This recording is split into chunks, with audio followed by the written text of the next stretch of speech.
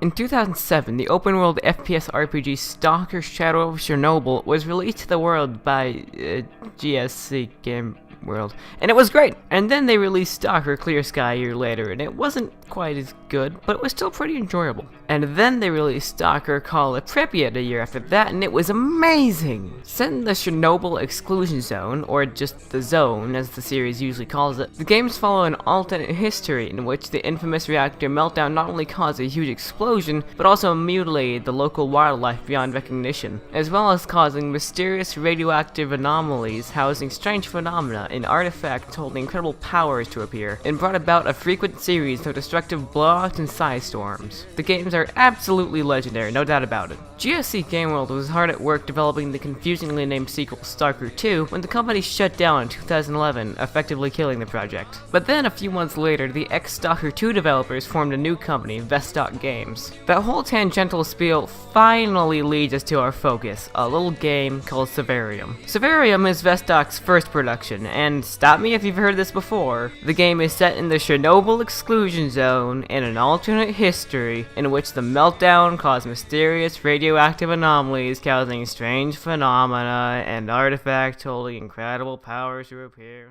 It is at this point that I realize that these guys can't comprehend how to make a game that isn't S.T.A.L.K.E.R. As soon as we log in, we're thrust straight into the tutorial. This does a pretty good job of explaining how the game works, even if the enemy AI is about as dumb as a sack of bricks. Hey, come here, buddy. I won't hurt you. Huh, just my imagination.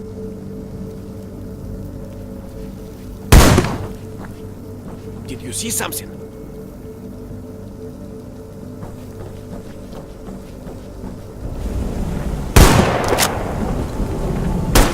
Hello, sweetie! Come on! Don't be so shy! Now may be a good time to talk about the graphics. Survarium looks pretty nice. The foliage and lighting quality has been very greatly improved from the S.T.A.L.K.E.R. series, even with graphics mods. The atmosphere is just great. We need more nice forests in games. Not to mention, this game runs pretty decently and seems to be technically sound for the most part, which is exactly not what S.T.A.L.K.E.R. was. Anyways, we finish the tutorial, yeah, real subtle game, and get sloppily thrown back to the menu in true Eurojank fashion.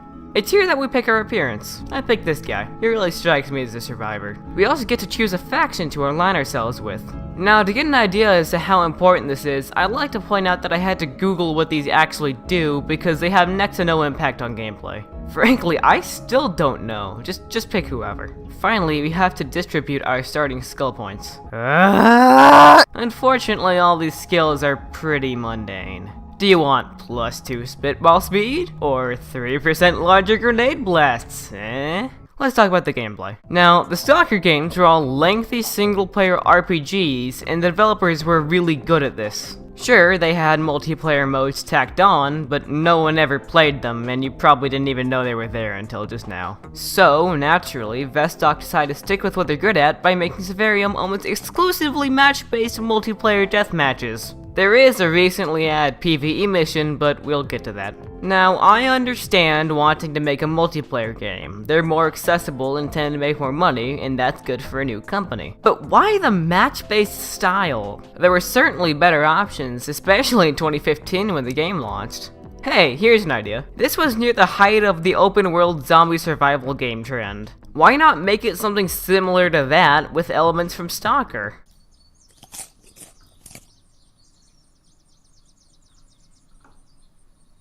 The unique mechanics are totally there, and there would absolutely be a player base interested in it. But instead, here we are, with matches. May as well enjoy it, right? Well, that may be difficult.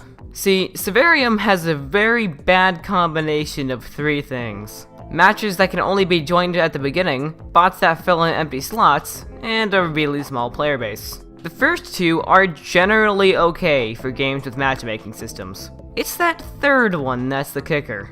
Because of the fact that so few people play the game, the queue times are so long that I initially thought I was doing something wrong. For a long time, I just figured that I had to play a few bot matches or something to get access to actual online games. But no. The offshoot of this is that even when you do find a match, 9 times out of 10 it consists of you, 2 Russians with 1100 ping, and at least 9 bots, sometimes more. Let's just move on. What else is there? Well, for one, the gunplay is pretty decent. I wouldn't call it exceptional or anything, but the guns feel meaty and do a lot of damage, with the exception of the pistols, and overall, everything feels pretty smooth to control. The anomalies also play a role in combat, with running up and snatching artifacts being risky due to the damage you take while doing so, but often worth it for the substantial benefits they provide. If both of these were stuck into that hypothetical survival game, they'd be pretty great, but they still work out well within Survarium as it is. Unfortunately though, the boss that you'll be spending most of your time shooting at are as stupid as ever.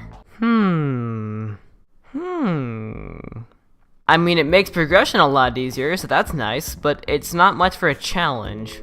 On a tangentially related note, the PvE mission exists. There's only one right now, and frankly, it's not much to write home about. I'm sure it's alright with friends who actively play Survarium, but I had to drag in two buddies who had never looked into it because of natural disinterest, and it was far from a whale of a time. I would have just played it alone, but in a fit of design malpractice, S.T.A.L.K.E.R decided to force you to drop $1 to remove the co-op. Now might be a good time to point out that this is a free-to-play game. There are happy butt gates all over the place, locking out objectively better equipment. In fact, that's the most common gripe of this game, that the whole thing is colossally pay to win. Want a good weapon? Money! Want to stick the attachments you already have to the weapon that you already have, using the rail that you already have so your gun won't suck? That'll either be an insanely high number of kills, or, you guessed it, money. It gets annoying fast and makes progression to any degree painfully slow, but the targets you're generally facing are actually so incompetent that you'll win most gunfights regardless. I'd like to point out though that I only got towards the end of tier 2 of 5. This most likely gets worse towards the endgame, when anyone clumps up because there's nowhere higher to go, and you're more likely to be shooting at people who can hit the broadside of a barn. So that's Survarium, or what I could bother playing of it. Playing this game honestly just makes me sad, because I know full well what S.T.A.L.K.E.R could do. If they stopped following the trend of the week and just made a spiritual successor to S.T.A.L.K.E.R or something similar, or even something entirely different, I'm sure that they could produce a genuinely good product. And yet, despite all this, S.T.A.L.K.E.R Games recently announced their next game, Fear the Wolves, a 100-player battle royale game set in the Chernobyl exclusion zone in an alternate timeline, which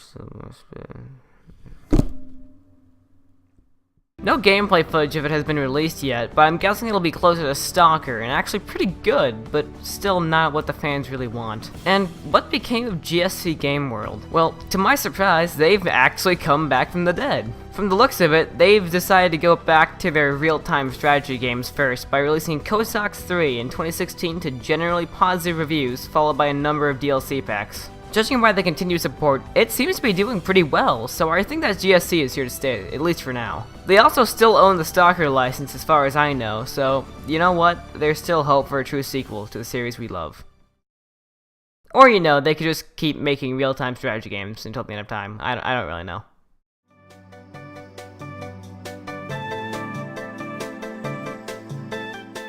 I hope you liked this video. I tried a very different style going into the video, and I may decide to swap over to only uploading whenever I see fit if it turns out well. Quality over quantity and all that. Seriously, please let me know in the comments if this was okay. That'd be real nice. I'm talking really fast now because YouTube forced me to make my end card no more than 20 seconds. The Illuminati's real. Bye.